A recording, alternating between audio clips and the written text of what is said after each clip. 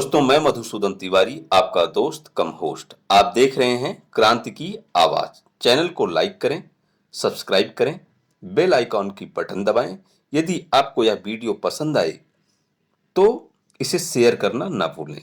दोस्तों, आज मैं कुछ ज्वलंत मुद्दों पर आपके सामने आया हूं। आइए चर्चा करते हैं, देखते हैं कुछ आंकड़ों को। दोस्तों, 1946 में इस्लामी देशों की संख्या 6 थी और आज 57 है। हाँ, 1946 में 6 थी और आज 57 है, 57। अब भी जो लोग आंखें बंद करके बैठे हैं, आने वाले समय में उन्हें शायद इस्लाम कबूल करने के लिए तैयार रहना पड़ेगा। कुछ आंकड़े बताते हैं, अमेरिका की एक रिपोर्ट बताती है कि भारत विश्व का सबसे बड़ा मुस्लिम देश होगा अगले 40 सालों में, यानी 2060 तक। तो दोस्तों, आइए हम देखते हैं, कुछ इस पे चर्चा करते हैं। मैं सोच रहा हूं कि पाकिस्तान में कौन मुसलमानों को मार रहा है। ये सोचने का विषय है कि पाकिस्तान इस्लामिक देश है, वहां पे सभी मुस्लिम हैं, लेकिन मुसलमानों को कौन मार रहा है। अफगानिस्तान में मुसलमानों को कौन मार रहा है। तालिबान मुसलमान और अफगानिस्तान के रहने वाले मुसलमान, लेकिन वहां पे भी लड़ाई चल रही है। सीरिया में मुसलमानों की हत्या कौन कर रहा है, सोचिए दोस्तों। यमन में हमारे मुसलमान भाइयों को कौन मार रहा है। इराक में मुसलमान भाइयों को कौन मार रहा है। लीबिया में मुसलमानों को कौन मार रहा है। मिस्र में मुसलमानों को कौन मार रहा है। मुसलमान तो एक शांतप्रिय समुदाय है। सोमालिया में मुसलमानों को कौन मार रहा है। बलूचिस्तान में मुसलमानों को कौन मार रहा है। अब मैं सोच रहा हूं कि ये सभी देश इस्लामिक हैं, तब शांति कहां है। शांतप्रिय समुदाय के लोग रहते हैं। इस्लाम एक शांतप्रिय मजहब है, उस मजहब को मानने वाले लोग शांतप्रिय हैं, तो वहां पे शांति क्यों नहीं है। मैं इस्लाम पर सवाल नहीं कर रहा हूं, मैं इस मजहब पर तो बिल्कुल सवाल नहीं कर रहा हूं, मुस्लिम भाइयों पर भी सवाल नहीं कर रहा हूं, क्योंकि सभी लोग जानते हैं इस्लाम एक शांतिपूर्ण धर्म है, लेकिन शांति रहस्यमय रूप से गायब है। Afghanistan, Iraq, Syria, Lebanon, Yemen और मिस्र को क्या बजरंग दल या हिंदू महासभा ने बर्बाद कर दिया है, या वहां दंगा करने के लिए आरएसएस के लोग लाठी लेके गए हैं। यह देखने और खोजने की बात है कि क्या वहां आरएसएस के लोग मौजूद हैं जो वहां पे शांति को खत्म कर दिए। अजीब विडंबना है दोस्तों कुछ लोगों के लिए, या उनकी सोच ऐसी है। इशरत जहां को बेटी कहते हैं, कन्हैया बेटा है, दाऊद भाई हो जाता है, अफजल को गुरु कह के संबोधित करते हैं, लेकिन भारत माता को माता नहीं कह सकते। इससे भावनाएं आहत हो जाती हैं, इससे धार्मिक रीति रिवाज पर फर्क पड़ता है, इसमें धार्मिक भावनाएं आहत हो जाती हैं। ये शांतप्रिय समुदाय की विशेषताओं में से एक है। ऐसा क्यों होता है, ये अब आप सोचिए। बौद्ध हिंदू एक साथ रह सकते हैं, कोई समस्या नहीं है। हिंदू ईसाई एक साथ रह सकते हैं, कोई समस्या नहीं। हिंदू यहूदी एक साथ रहते हैं, कोई समस्या नहीं। ईसाई नास्तिक एक साथ रहते हैं, रहने में कोई समस्या नहीं। बौद्ध सिख एक साथ रह सकते हैं, रहने में कोई समस्या नहीं। सिख और हिंदू एक साथ रह सकते हैं, कोई समस्या नहीं है।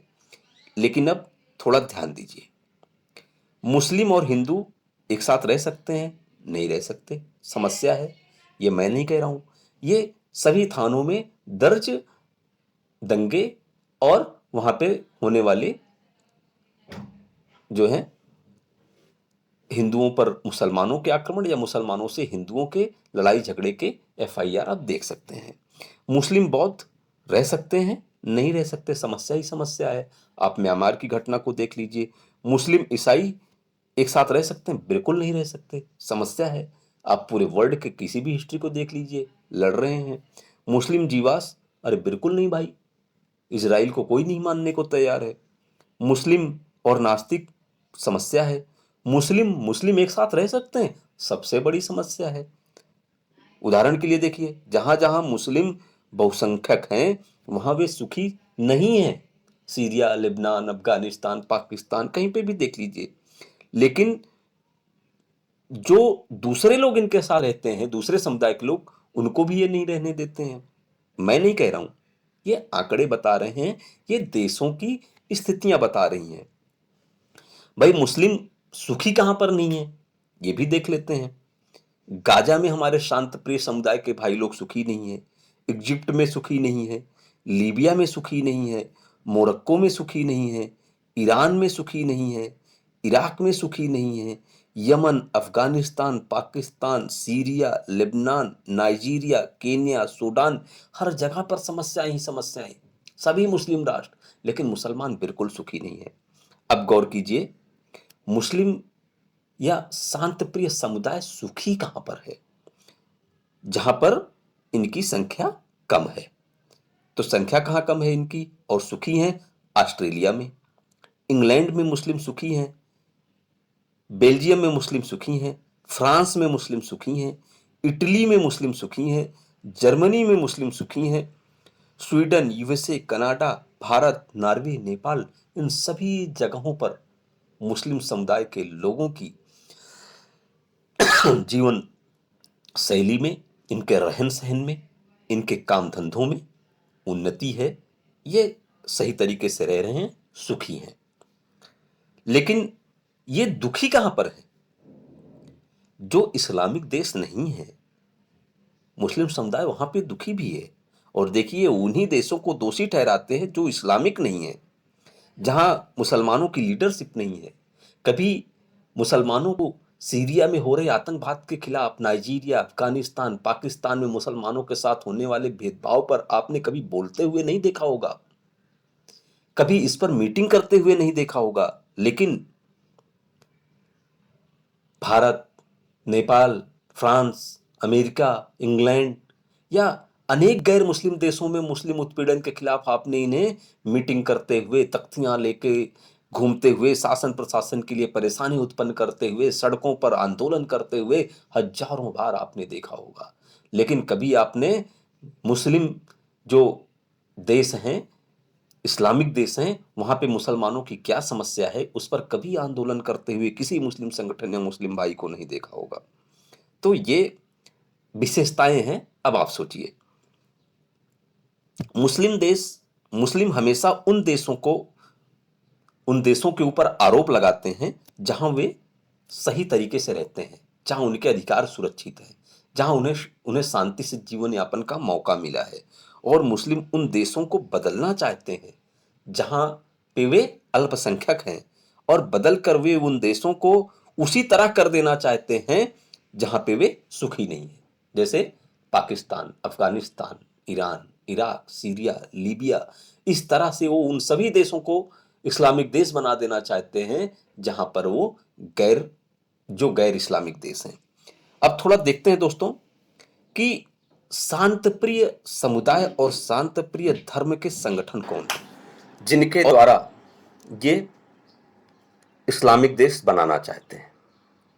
और ये तब तक चलता रहता है, ये इस्लामिक जिहाद तब तक चलता रहता है जब तक कि ये अपने मकसद में शामिल नहीं हो जाते। और किन संगठनों के साथ, किन संगठनों के द्वारा ये अपने लक्ष्य को पूरा करना चाहते हैं, उन संगठनों के नाम भी जान लीजिए। ISIS इस्लामी आतंकवादी संगठन, अल कायदा आतंकवादी संगठन, तालिबान आतंकवादी संगठन, हमास आतंकवादी संगठन, हिजबुल मुजाहिदीन आतंकवादी संगठन, बोको हराम आतंकवादी संगठन, अल नुसरा आतंकवादी संगठन, अबू सयाफ आतंकवादी संगठन, अल बदर आतंकवादी संगठन, मुस्लिम ब्रदरहुड आतंकवादी संगठन, लश्कर ए तोयबा आतंकवादी संगठन,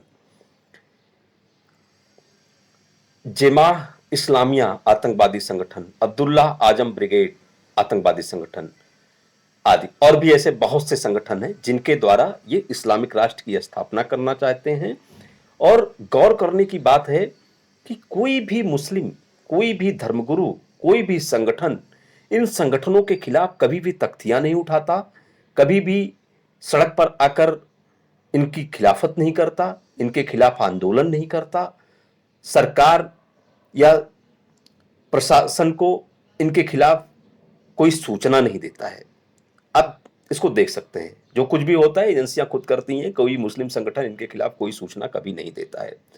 अब आप तो इतना समझ गए होंगे कि आतंकवाद का मजहब क्या है। मैं नहीं कह रहा हूं, ये आपको समझना है। अब अगर कोई हिंदुओं को बर्बाद बदनाम करता है भगवा आतंकवाद के नाम पर या और चीजों के नाम पर, तो अब आप सोचिए कि आतंक का मजहब कौन सा है, आतंकवादी है कौन, विचारधारा क्या है। अब इस पर आप सोचिए। फिर मिलते हैं अगले कुछ इसी तरह से तथ्यों के आधार पर, नई सूचनाओं के साथ, नए मुद्दों के साथ। जय हिंद, जय भारत, जय हिंदू राष्ट्र।